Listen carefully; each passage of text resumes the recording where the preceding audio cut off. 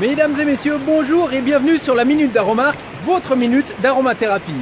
Aujourd'hui en 2 minutes, le Douglas. On trouve le pin Douglas, le sapin Douglas et le Douglas vert. Alors, qu'en est-il ?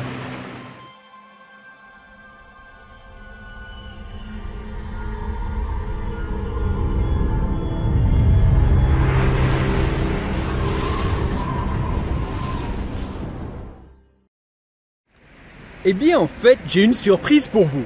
Le Douglas vert n'est ni un pin, ni un sapin, c'est un Douglas, le Douglas vert.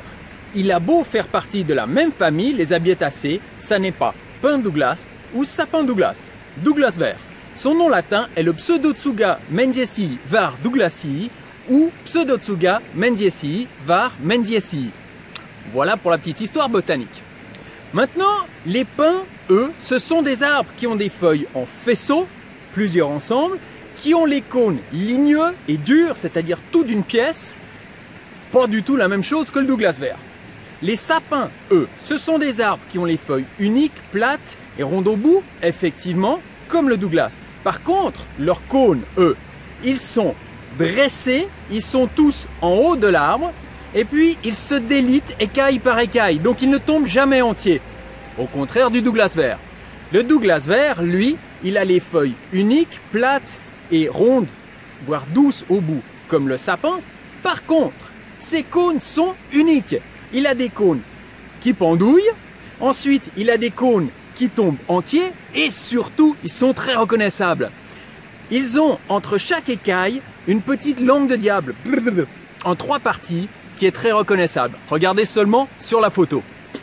Et puis si vous voulez voir des différences botaniques entre tous ces différents arbres, rendez-vous sur l'ancienne vidéo que j'avais faite sur la chasse aux sapins ou comment reconnaître les conifères. Séquence souvenir.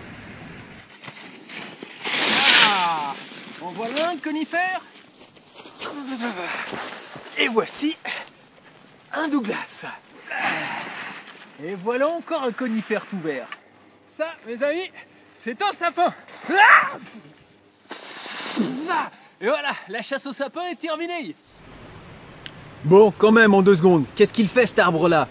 Son huile essentielle, elle est un peu comme celle de tous les Abietacées verticaux de sa catégorie, c'est-à-dire le pin, le mélèze, l'épinette noire, la pruche, le sapin. Il est immunostimulant, fortement. Il est légèrement cicatrisant. Il est tonifiant, notamment parce qu'il stimule l'axe hypophyso-cortico-surrénalien. C'est également un arbre qui approfondit la respiration en augmentant les volumes pulmonaires. Également, cet arbre-là diminue la réaction de toux légèrement chez l'être humain. Et puis, c'est un expectorant mucolytique assez doux. Donc, pas tout à fait le même type de fonctionnement que les eucalyptus, niaouli, etc. qui fonctionnent à 1,8-cinéole.